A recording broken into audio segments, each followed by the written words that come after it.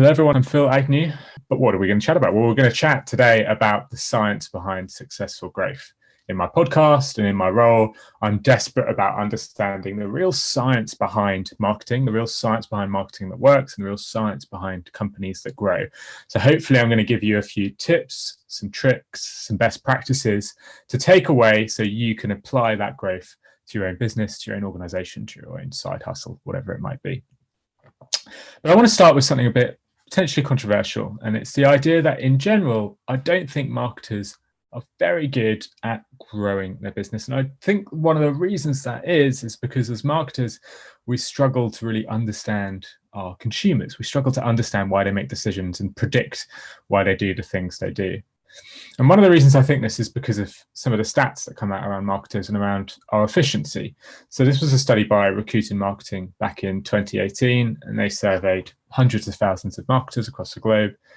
Thousands, I should say, not hundreds of thousands. And they discovered that around 1/4 of all marketing budget is actually wasted. So 25% of marketing budget gets zero ROI. That's a huge amount of inefficiency, compared to other roles. And it's not just inefficiency with the budgets we're spending, it's actual inefficiency with some of the projects we're doing as well. If you look at a study by HBR, a very famous study by HBR, they looked at new consumer product launches and discovered that around 80% fail. They fail to hit the targets they do. So there is this huge inefficiency within marketing. We struggle to get consistent growth. We struggle to maintain growth and to understand the science behind why things grow. And the problem is, if I was to ask everybody on this call why some campaigns fail and why others succeed, you don't get a clear answer. You get a really muddled answer. You get all sorts of reasons why people think marketing campaigns don't work or ROI isn't achieved, from anything from not having the right budget, from having the wrong team, from having a crisis come out at the wrong time, or from having a bit of a crappy boss. It's really difficult to understand what makes some marketing great and what makes some poor. And that's a real shame. And I think one of the key problems that defines all of these little problems that you could identify from chatting to everyone is this. Most marketing decisions are based on gut instinct. So according to Forbes, over 50% of the major decisions that we make in marketing, these are things like deciding whether or not to pull the trigger on a campaign, deciding whether or not to invest millions within an influencer. Most of those decisions are based on gut instinct. They're not based on data, they're not based on science, and they're not based on laws and understanding of how consumers make decisions. And I think this is a real shame, because if you look at professions that have a very high level of efficiency, that do not waste 25% of their budgets, you find something very different. If you look at lawyers, if you look at doctors, if you look at teachers, they don't base the majority of their decisions on gut instinct. That would be crazy. You've never asked a doctor to base decisions about whether or not to make surgery just based on their gut instinct alone. They base their decisions off science. They base their decisions off laws. And as marketers, well, in some ways, we're still sort of stuck in this Mad Men era, just trying to figure out what consumers might do and how they might act based on our own internal thoughts and feelings. But what if marketing had laws? What if we could understand the science behind marketing that works? What if there were frameworks and rules that we could follow to improve our work and grow our business? And the thing is, there are some rules, because we have spent, and I say we as in the community of psychologists, consumer psychologists, and behavior psychologists, they have spent hundreds of years understanding how the brain works. They've spent hundreds of years understanding why we do the things we do, why we make the decisions we do. And if we take that understanding of marketers and apply it to our work, we can start to see why consumers make decisions, and we can start to predict how they might act if we decide to make certain marketing. So I want to give you some examples of how you can apply this world of behavior science, this understanding of consumers, to marketing, and how that can drive actual growth. Because I think if you look at the science behind why people make decisions, if you look at the science behind consumers, you can actually massively improve your marketing and grow your business. So start with one that I'm sure all of you know, the idea of social proof. Now, social proof is the idea that we follow the actions of others. If you're walking down a street and you see a bunch of pedestrians looking through a window, you're going to want to look through that window as well. It's an evolutionary trait that's been with us for millions of years to to essentially allow us to survive. And if we take that understanding of people, if we take that understanding of how our brains work when it comes to social proof and apply it to our marketing, we can see really impressive results. So there's this brilliant study from a fantastic book that I'd recommend called The Choice Factory by Richard Shotton. And in the study, he went into a local London pub and he asked the barman at the pub what the best-selling beer was. The barman pointed out that it was this specific ale here. This was the best-selling beer. There's no signs or language in the pub to make consumers aware of that. So Richard asked if he could do one special thing to the pub. He asked if he could hang a sign on top of that beer, which was best-selling, which simply told drinkers that that was the best-selling beer. So they put a sign on it which said best-selling. Now, Richard hypothesized that if you tell people that there is a best-selling item, if you inform people that one item is selling very well, it'll encourage more people to buy it. Classic social proof. So the pub compared having the sign on the beer versus not having the sign on the beer week on week and found something, I guess I would say impressive. Maybe many of you marketers listening would think, oh, I could just expect that. But they saw a 2.5 times increase in sales growth. And what's fascinating about that is that wasn't just an increase of sales for that specific beer. It was an increase of sales across the board. People follow the actions of others. If we see other people are more likely to purchase a beer, we're more likely to purchase more of it ourselves, and we're even more likely to try it if we usually drink something else. That's social proof. In a very quick little snippet, it's if we apply that understanding to our work, we can massively increase our sales. Another one is the endowment effect. Now, the endowment effect is the idea that we're more likely to complete a task that's already begun. So if you're working on something that's really difficult, if you really don't want to write an email to someone, if you just write the first couple of words, you'll find it easier to crack on with it. So we're more likely to complete work that's already begun. And there's a brilliant study of this from 2006, which is cited in Natalie Nahai's book, Webs of Psychology, where they gave two sets of participants coffee loyalty cards. Now, both loyalty cards, well, one loyalty card had 7 stamps to collect. So you go and buy 7 coffees and you'll get a free one. The other loyalty card had 9 stamps to collect. However, the barista, when they handed out that other loyalty card, had plugged the first 2 stamps in. Now, what's interesting about that is both of these loyalty cards are essentially the same. You still have to buy 7 coffees in both scenarios in order to get your free coffee. However, the endowment effect tells us that if something has already begun, if a project has already taken place or started, we feel more inclined to finish it. So what's interesting is participants who got the loyalty card, which already had 2 stamps plugged in, were 82% more likely to complete that card versus the control variable, versus the card with no stamps plugged in and 7 to collect. Simply put, people are far more likely to complete an action that's already begun. We can apply this psychology to our work. We can massively improve our marketing. And I'll finish with another one, which many of you know, which is loss aversion. It's that a loss, the pain from a loss is twice as painful for us as the equivalent gain. We really don't like losses, and we dramatically change our behavior in order to avoid that. And marketers can find all sorts of smart ways to apply this to get consumers to change their behavior. So let's say somebody is about to leave your product or leave your service. What do? Do you send them an email saying why they should stay? Do you send them an email telling them all of the great things that your product can do? Well, maybe not. Maybe you send them an email saying all the things they'll miss out on. This is the email that you get from Amazon if you try and stop your Amazon Prime membership. Rather than telling you about all of the great free deliveries, all the great TV shows, all the great music you can get, they simply say what you're going to lose. They simply say you're going to lose £313 in money and delivery fees if you stop being a Prime member. Playing on loss aversion works. In fact, studies suggest that loss aversion can, if used in your sort of exit messages, can result in a 42% reduction in churn. And okay, we're here to talk about growth, but if you reduce your churn, you're far more likely to grow and get sustained growth as well. So loss aversion, social proof, the endowment effect, they're just a few quick examples of how applying the science of understanding consumer behavior to marketing can have a huge effect on increasing the effectiveness on our marketing, so to speak. So today I really want to dive into 3 specific areas and talk about 3 areas where I think science can really help you drive successful growth. I'm going to talk about distinctiveness, the power of being distinct. I'm going to talk about anchoring, and then I'm going to finish on scarcity. And I hope you will go away with some really solid ideas around these 3 principles that you can apply to your work to increase your growth. So let's start with distinctiveness. Now, distinctiveness is the idea that distinct things stand out. All of you in marketing, I don't have to tell you that, you'll know that already. But you might not know the science behind distinctiveness when we first discovered how distinctiveness was so effective. And it actually goes all the way back to 1933 with a researcher called Hedwig von Restaroff. And what she did is she gave participants long lists of letters to remember. But within those long lists of letters, there was a set of numbers within the long lists. And she asked the participants to recall as much as they could from this list.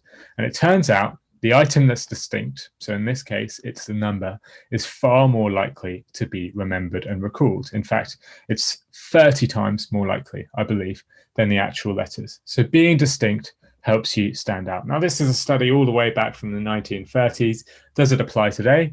Well, researchers have looked to check if it applies today, and specifically to check if it applies for marketing as well. So in this study, participants were given a long list of different brand logos.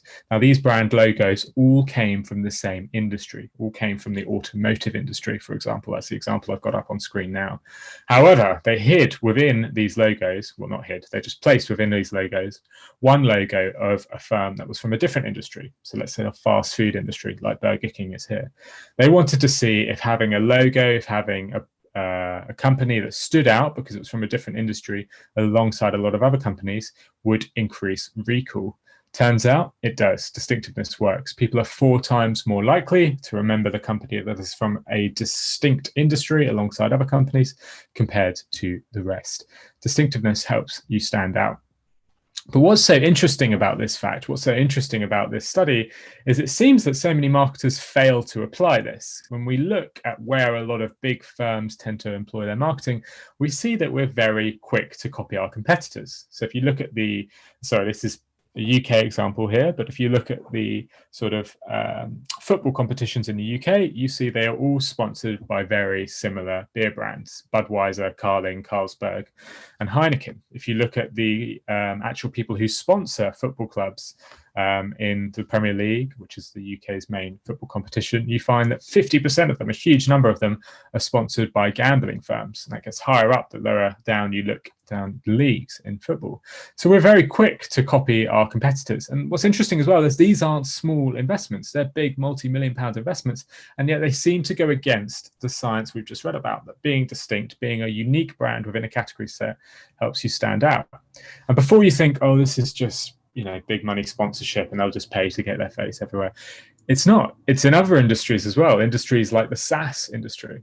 So these websites here, I've got 4 different websites on screen. Believe it or not, these are 4 different websites. These are not the same company, even though they pretty much look identical. We've got Zendesk, Asana, Buffer, Airtable, companies that a lot of marketers like myself, a lot of growth marketers really admire. And yet they seem to be falling foul to the same mistake. They seem to be copying competitors, seem to be taking the same inspiration from competitors, and are not standing out. Being distinct helps increase recall, and yet here you've got examples where it's not the case. But my favorite example of this doesn't come from SaaS industry, doesn't come from the football industry, it comes from the watch industry. So take a look at these 3 ads. They are for different competitors. They look very similar. They've got a very similar style: celebrity holding or wearing a watch, looking at the camera or looking out into the distance. That's very similar, but that's not actually the thing that makes me laugh. The thing that makes me laugh is the time on the watch. Look at the time.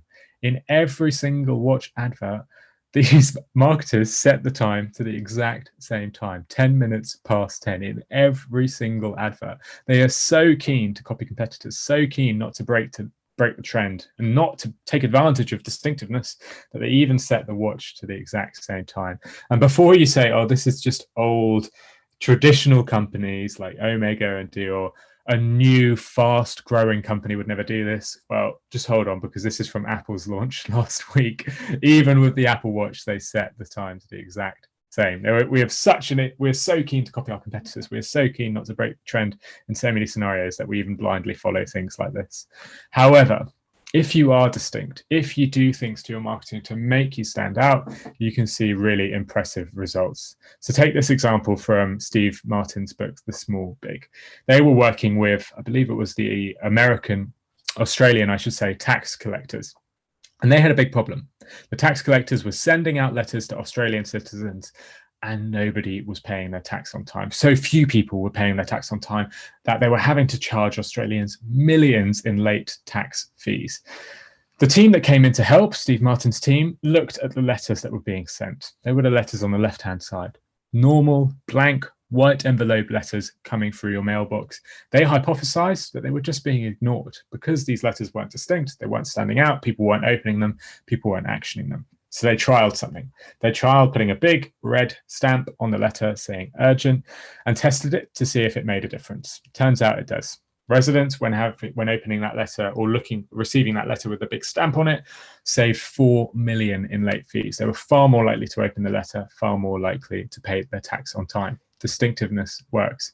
But it's not just in tax collection. If we go to Copenhagen, they had a problem with litter. Litter was being left all over Copenhagen, wasn't being put in bins. Now, traditionally, the way you would solve this is by paying more rubbish men and women to go and collect litter, or perhaps just adding more bins. But Copenhagen had an interesting idea. They hypothesized that the bins weren't distinct enough. They were blending into the background. They were grey and green and looked like everything else. So they tried something. They painted their bins neon, and they painted little footprints on the floor in some scenarios in neon to encourage people to just see the bins and notice where the bins were. This tiny change resulted in 45% more rubbish in bins and 45% less rubbish on the street, saving the council thousands of pounds, if not maybe millions of pounds, in rubbish collection fees, rubbish cleaning fees. Distinctiveness even works here. But what about marketing? You guys are marketers. You want to understand how you can apply this to your work. Well, let me give you an example of a great example of a company that applied distinctiveness a while back. So 10 years ago, lots of these different companies came to market, and what they were doing is something called basically utilities comparison. So companies like Compare the Market, Confused.com, USwitch, GoCompare, especially in the UK, these companies became very prominent. Users would go to these companies, type in their energy provider, and get to see better deals elsewhere. Hugely effective, very high growth industry. We all use it now, but 10 years ago it was a fairly new thing. Now, when they brought these products to market, all of the competitors would advertising very similar things. They were talking about the benefits their products had, the features their products provide. Each of the different competitors were using very similar language, saying, we save you more, give you quotes in seconds, we're simple, fast and easy, we save you more than other companies. Problem is, none of these competitors were particularly distinct. And one competitor was really struggling to stand out, CompareTheMarket.com. They were saying all of these great benefits about their products, they were spending the right amount on their advertising, and yet people wouldn't engage with them. They were struggling to gain market share, struggling to grow faster than their competitors. So they tried something different. They looked at distinctiveness and applied a completely different tactic. Instead of talking about all of the benefits of their product, instead of talking about all of the features and things around that, they instead tried to be distinct. They created an advert with Amir Khan, and in the advert, all he did was complain about the fact that his website, CompareTheMeerkat.com, wasn't getting the right SEO because people were instead going to CompareTheMarket.com. And he just complained about that for a 30-second advert. It was a complete break from the norm. It was a complete break from what the competitor's doing. It was completely different from how a marketer would traditionally approach this problem. You know, gone were all the messages around benefits and features, and yet it was hugely successful. They had an 83% increase in awareness week on week, and they achieved their 12 months objectives within 9 weeks. Those are the initial facts. What I love about this campaign is it was so successful that 10 years on, they are still using this campaign. Being distinct helps you stand out. It really helps you gain market share and can really help you beat your competitors. In terms of how I've applied this, I've started my own podcast, which was mentioned at the start, and I really wanted to find a distinct logo that I could use for my podcast. So I looked at all of the other podcasts on the market, and there was a lot of people, there was a lot of sort of pastel colors, and I said to myself, I really want a color that will stand out. So hopefully with Nudge, as you can see, it's got a quite bright color which stands out compared to the rest. That was one of the ways that I've applied this, but there are heaps of ways you can do it. It's not just color. It's things like advertising in the right place. It's things like using a different medium to advertise. It's things like trying a different story, like how Compare the Market did. So lots of ways you can do it. So standing out improves your recall. However, most brands feel the need to copy competitors. If, though, you look at the studies with tax, with bins, with meerkats, you can see that being distinct really works. And in fact, it's probably a less risky way to grow your business. So instead of copying competitors, you should try and be distinct because it's a far more likely way you'll grow your business. That is the power of distinctiveness. Now let's move on to another one, anchoring. So anchoring is the idea that the initial piece of information we read or see about a topic or whatever it might be will heavily influence us for the remainder of the time we engage with that piece of information. So a great example of this is a study done with newspaper headlines. So participants were asked to read this newspaper headline and give their thoughts on it. So they read the climate change bill is to cost 100 million. And importantly, they also read who published this headline. So in this scenario, it's the Financial Times. Now, after reading this, they said, oh, this sounds like a pretty good deal. 100 million sounds like the right amount. Thumbs up, essentially, from a lot of people. They were then told to go away, or firstly answer a bunch of different questions, go away for 2 weeks and come back. And then they were shown the same headline, but from a different news provider. Now, for those of you who aren't in the UK, the Financial Times is a very prestigious broadsheet newspaper, very reliable. The Sun is a tabloid, not so reliable newspaper. And they were asked to read the same headline, but from a different publisher. Now, enough time had passed that they'd forgotten that they'd previously read this headline before. And this time, these same participants said something quite different. Rather than this being a good idea, rather than this costing the right amount, suddenly they thought, oh no, this seems like it's costing too much. This doesn't seem like it's a good idea. They had far more negative connotations with this headline. Essentially, what we're seeing here is that the message is anchored dramatically by who published the message. So anchoring plays a huge effect on our perception, even when we're viewing two pieces of identical information. Now, a fantastic example of how anchoring can change our decision-making comes from Dan Ariely's book, Predictably Irrational. So he wanted to see if individuals would change their decisions just by thinking about a high or a low number, just by being anchored to think about a high or a low number.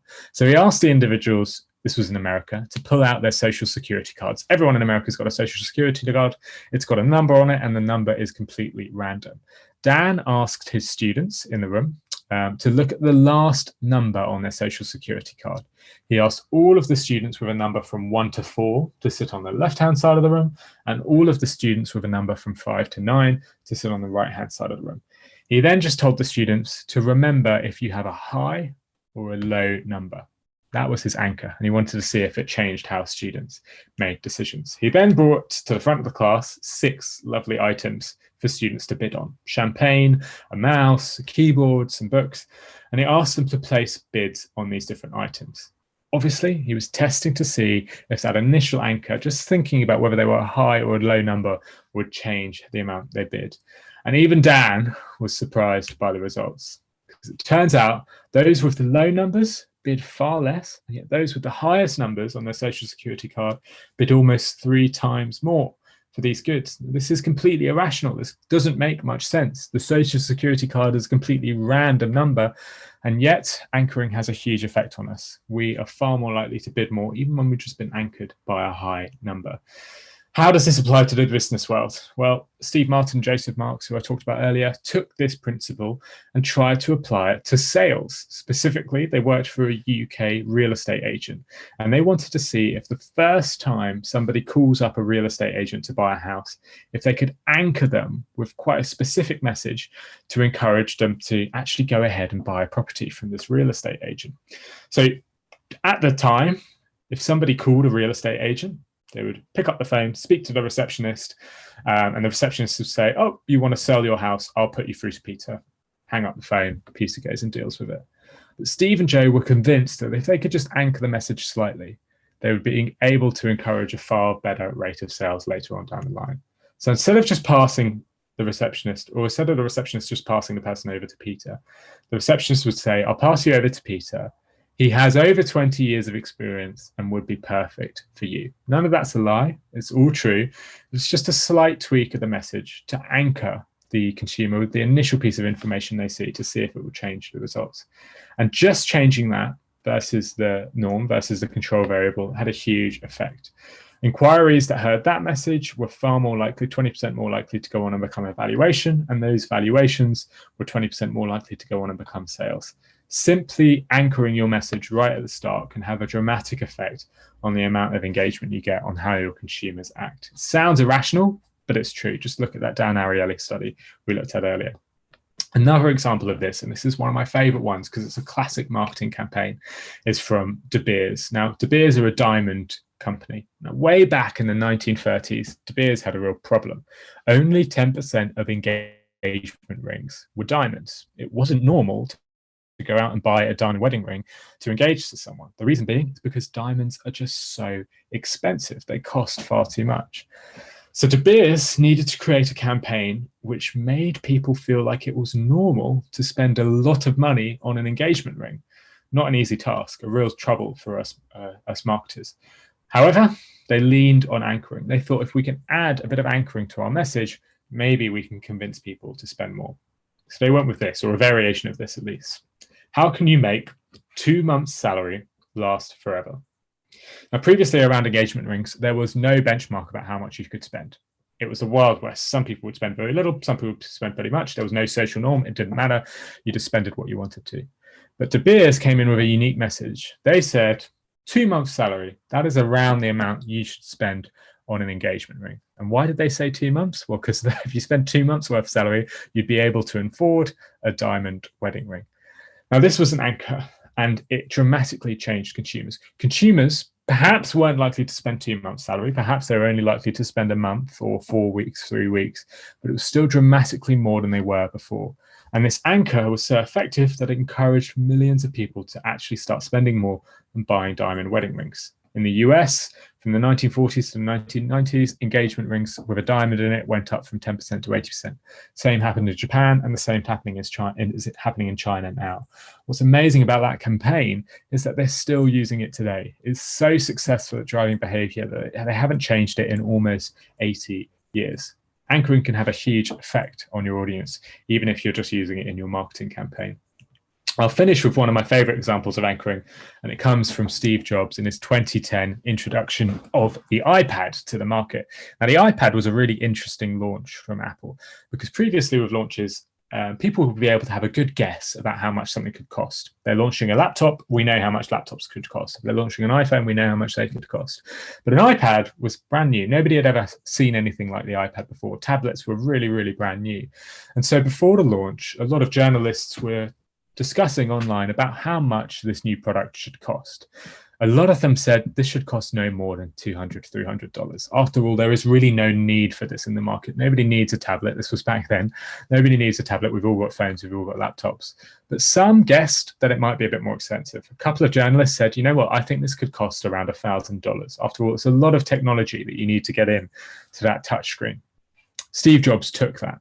He took that and thought, brilliant, that can be my anchor. So after talking through all the benefits of the iPad, he presses a button and this number appears on screen, $999. And he says to the audience, you know, this is the cost that some of you have been predicting the iPad will cost. And I'm not surprised because it's such a great tool and there's so much features and benefits from it. But what's funny is the majority of people in the audience had actually predicted it would cost $300. There's only a couple that thought it might cost $1,000. And yet he set this as an anchor. He then pressed the button on his clicker and the 999 smashed into 1,000 pieces and the real price of 499 was revealed. He said, we've worked so hard to get this price down to a level which is reasonable. We've worked so hard to get this price down to a level which we think people can afford. And the audience went mad. They actually started whooping and cheering and celebrating this price. And what's hilarious about that audience is the exact same people who just a few weeks before have been saying it shouldn't cost any more than $200 or $300. And they were now saying, oh, $499, that's a great price. And it's simply because Steve set that anchor. So consumers alter their decisions with anchoring. Marketing campaigns and sales efficiency, as shown from De Beers and real estate agents, improves with anchoring. Prices, as shown by Steve Jobs, appear better value when they're anchored. And it's really important, I think, for marketers to think about ways they can anchor their messages in order to improve them. So that's the power of anchoring, another really important law piece of science that we need to remember. We've got one more, and this one won't take long, because I think we're probably going a bit over on time, but it's scarcity. Scarcity, all of us know scarcity. It is the idea that if a resource becomes scarce, we are more likely to want it. Concorde is a great idea. The day that Concorde said they were going to stop flying, that flights were going to halt, I think it was a year's time, the sales of Concorde tickets went through the roof. Nothing had changed about Concorde. The seats were the same, the price was the same, the service was the same. And yet when people figured out it was a scarce resource, people were more likely to buy it. Well, one of my favorite studies on scarcity comes from 2000 by a researcher called Ian Inger. Now, what she did was she set up these booths within supermarkets in the US that were selling jam. And she wanted to test the booths. So on alternative weekends, she would make one change to the booth. The look of it stayed the same, the salespeople stayed the same, but the one change she made was the varieties of jam she would show. So one weekend she would have 24 varieties, and the other weekend she would have 6 varieties. Now, conventional marketing wisdom would suggest that the 24 variety version of the booth would be more successful. After all, if there's more variety, consumers can pick and choose, they can find a jam that they want, and they can buy it. With more choice, you should get more action, right? That is the conventional marketing wisdom.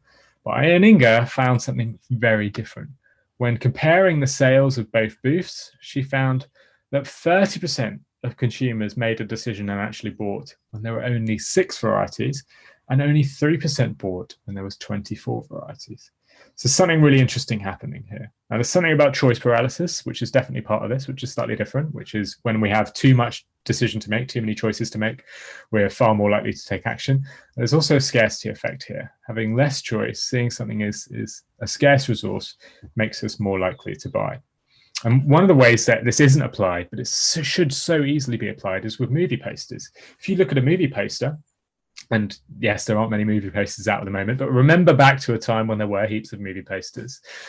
You'll never see anything on the movie poster which says when the movie will stop airing. It says when it will premiere, it says when it will come out, but you'll never see when it will stop airing.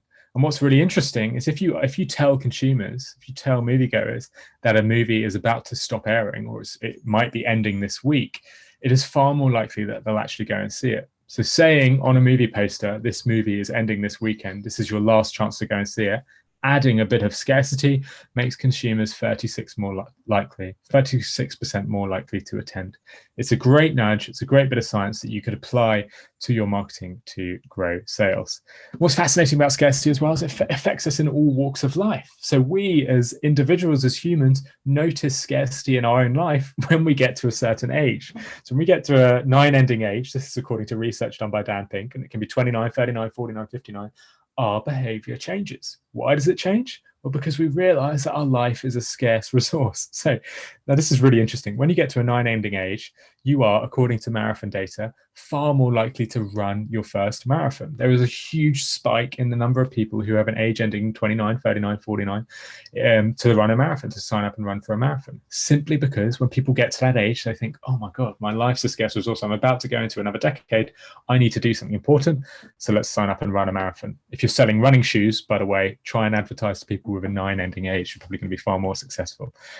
According to website data from Addison, what's the name? Madison Ashley. I can't remember the name. It's probably a good thing. But the marital affairs sort of cheating website, you are far more likely to sign up and consider cheating on your partner if you have a 9-ending age as well. Scarcity does weird things to us. And according to census data too, unfortunately, you're also far more likely to commit suicide if you have a 9-ending age too. Scarcity affects us in all walks of life. It's a really important principle that we should be aware of. And then I'll finish with one of my favorite applications from scarcity. And it's just a classic marketing application, and it just shows how powerful scarcity can be if we apply it to our message. So if you have a message in a supermarket which says buy soup, if you put up big advertisements in the supermarket saying buy soup, funnily enough, people will go and buy soup. Consumers will go out there, they'll buy soup, and on average, those who buy will buy 3 cans of soup. This is what researchers, I think in Utah, who were doing this study, discovered. So marketers could then just pat ourselves on the back and say, brilliant, marketing works, put big signs up saying buy soup, and people will buy soup. However, the researchers wanted to try something different. They wanted to try if adding a little bit of scarcity would change the amount people bought. So they put a little asterisk on that sign that said buy soup, and they said, oh, by the way, sales are limited to 12 cans per person. Now, this is really silly because nobody was buying 12 cans before. No one was even close to buying 12 cans. The average bought was 3 cans. And yet, placing this slight limit on the amount people could buy built in their minds this idea that this was a scarce resource, and it dramatically changed decision making. Now, those who bought, instead of buying 3 cans, bought 4.5 cans on average, a 50% increase just with a little bit of scarcity. How have I applied this to my role? Well, when I first started as a marketer, we did these end of year newsletters, and we had this brilliant year where we had released dozens of different features, dozens of different solutions. And I got really excited. So I wrote this really long newsletter talking about all of the great things we did, all of the dozens of different features of applications we had created. The newsletter bombed. Nobody read it, nobody engaged with it, nobody clicked through, nobody bought our products off the back of it.